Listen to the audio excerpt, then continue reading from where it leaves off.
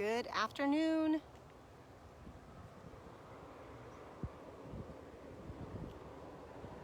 Is anyone out there? Welcome to Lunchtime Live.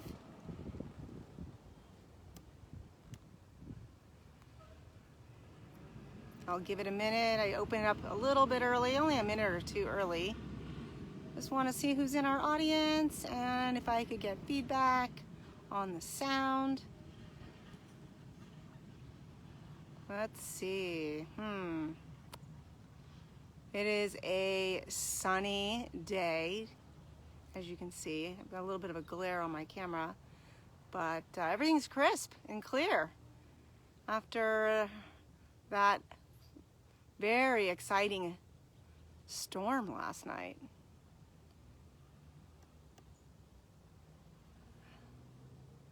Hello, hello.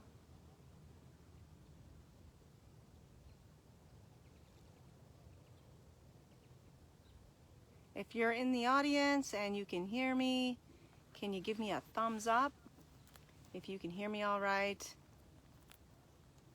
Just want to do a sound check. Not sure this is working.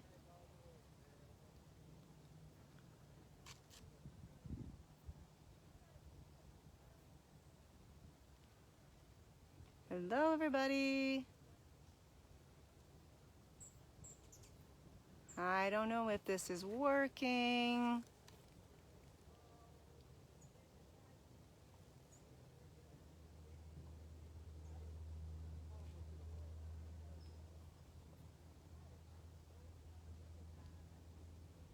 Maybe I'll restart this.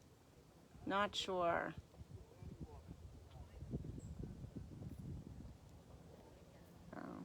I see some eyeballs on the screen.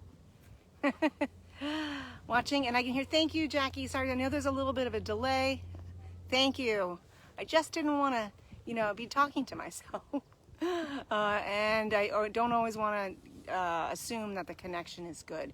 Since we are out here in the Tijuana River Valley Regional Park Bird and Butterfly Garden for the third episode of Lunchtime Live as part of the Tijuana River Action Month series.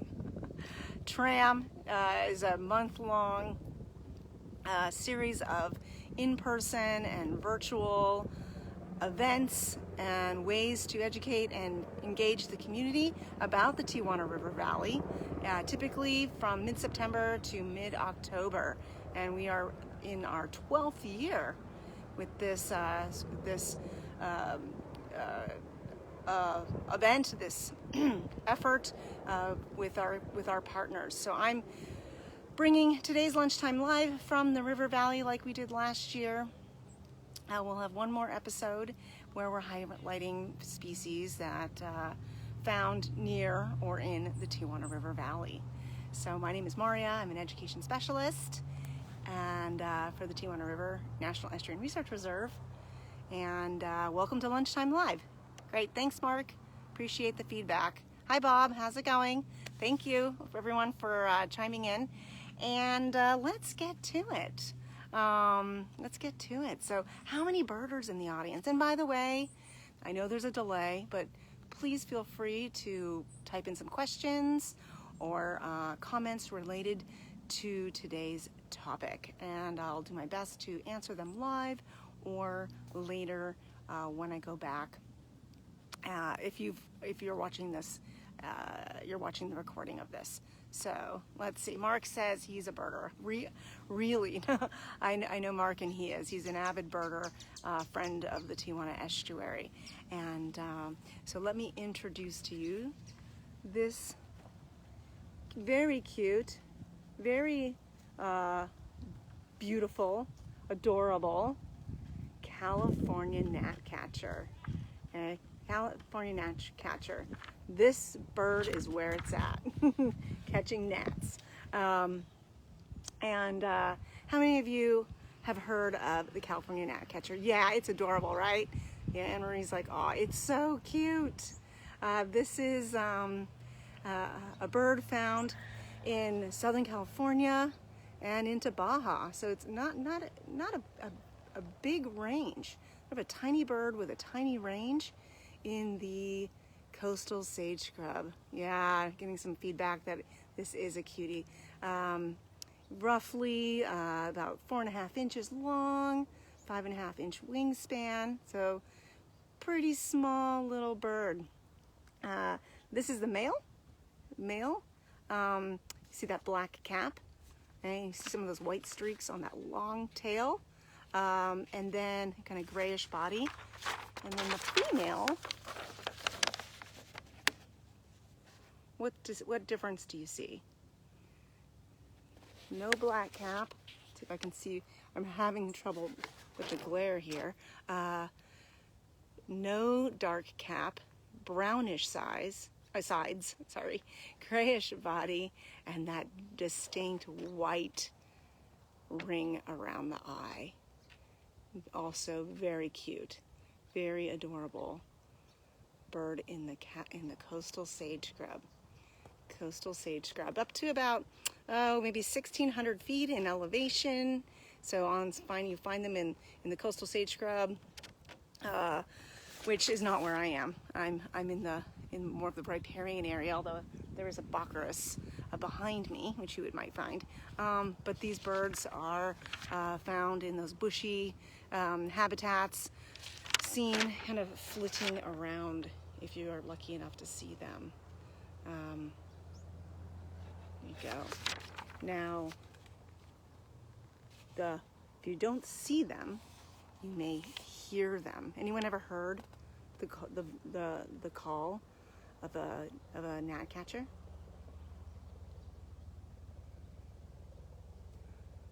Anyone ever heard? Let's see. There's a slight delay, and want to. There's a very distinct sound. Earlier, we kind of teased you with this bird is the cat's meow. Yeah, a little meow, or a kitten meow. So you might hear them if you've ever heard something that sounds a little like a kitten as you were hiking near the coastal sage scrub. Good chance that was a California gnatcatcher, the male calling to the female. Now these birds are monogamous. They're seen flitting around through that coastal sage scrub. The male and female are both kind of territorial. They'll chase predators away that are even much bigger than them. And this is a tiny bird, so they're not afraid to defend their territory. And the male is, perching in a bush with that meow. Now, during nesting season, these they will, together work cooperatively to build that nest. Now, the nest is pretty small, maybe 2.5 inches by 2.5 inches, like a little cup size. Okay, the male will build the sort of the framework of the nest, and the female will line it.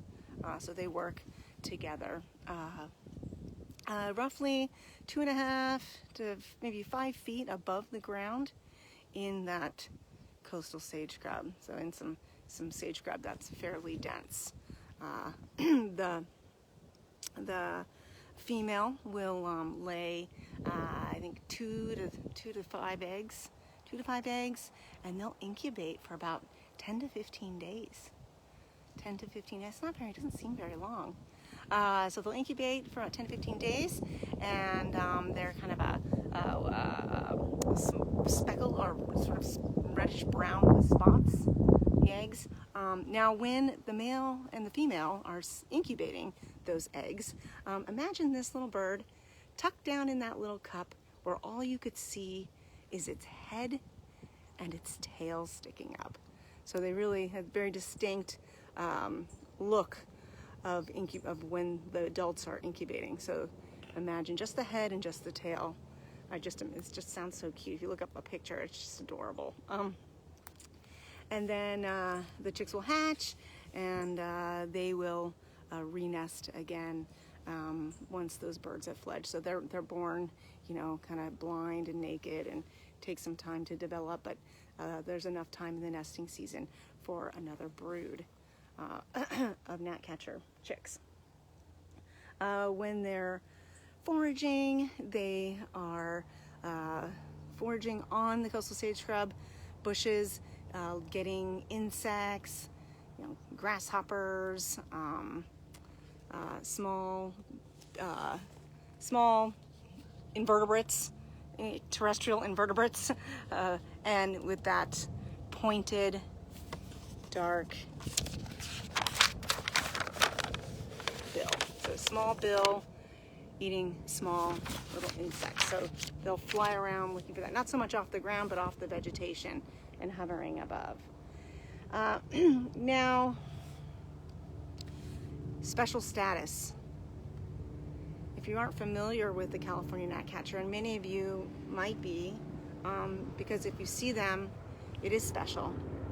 It is special. These birds are listed as threatened on the, by the U.S. Fish and Wildlife Service. Why? Why? Any guesses why this bird is listed as threatened? Meaning not as many of them left. In fact, they're on that yellow watch list as well. Any guesses? Coastal sage scrub in Southern California. Habitat loss. Yeah, Jackie, very good. Habitat loss, reduced habitat. Exactly. So we've lost a lot of coastal sage scrub in Southern California. All those answers coming in great. Yes, loss of habitat, usually number one reason. And for this bird, it is the case. So loss of their habitat, and also predation by other birds. One specifically, the cowbird. But loss of habitat is the biggest one. So preserving that coastal sage scrub, maintaining that coastal sage scrub, restoring that coastal sage scrub is imperative for the success of the California Gnatcatcher. So there we go. And let's see, what else did I learn about these birds? I've only ever heard them. I've never actually seen one. And that's, as I'm with a birder who's listening. Very cute. But they are, what's a little bit unusual about them is a lot of birds you see bathing in those puddles, right? Or maybe in a fountain or something. These birds will actually use water from like a leaf, from vegetation to clean themselves. So after last night's rain event, a lot of wet vegetation that would be great for getting clean. So, and then let's see. Lastly, I mentioned that they will mob. They will mob in numbers. They will mob those larger predators, which is pretty amazing for such a small bird. So, California Gnatcatcher, pretty distinct with that black cap and that call, female, and that eye, that ring around the eye, if you get a chance. All right, let's see if you were. I think you are. I see them between the parking lot and the pond next to you. So, so Mark is asking. He thinks that he's familiar with the Tijuana River Valley. I'm by the bird and butterfly garden, and there is a small parking lot. The river is sort of behind me, so maybe if that's what you're thinking of, maybe you've seen them in here. There's a lot of willow and tamarisk and castor bean in here, but I'll keep my ears open to see, and eyes open. Oh, okay, you thought maybe I was at the Dairy Mart Ponds. So there is some coastal sage scrub around here. We're broadcasting from this location because last year I was trying from various spots within the river valley, and the signal just wasn't stable enough. But here at the Bird and Butterfly Garden, it seems to be. So, but anyway, nearby, within the region, maybe at the Tijuana Estuary Visitor Center, where we have a lot of coastal sage scrub. Yeah, oh, good question, Susie. Thank you. Yes, I forgot to mention, this is a year-round bird. They're not migratory. So you can see them year-round. Again, it's at Southern California and into Baja. Coastal range, slopey areas, and up to about 1,600 feet in elevation. So where I heard and saw mine was in Mission Trails. I sort of saw it. I mostly heard it. Mission Trails. So very good. All right, everyone. Well, thank you so much for joining us again for Tijuana River Action Month, Lunchtime Live special series. We've got one more for you next week, and then it's back to the Visitor Center after that. So if you're watching later, feel free to chime in with questions. Show us your Gnatcatcher photos. You can always post those in the comments. And then go in and pull up an app where you can hear their sound. And then you'll know what to listen for. Okay? All right, everyone. Thank you so much. I hope everyone has a great day. And you're welcome, Sonia. Thanks for watching. And we'll see you next week. Bye, everyone.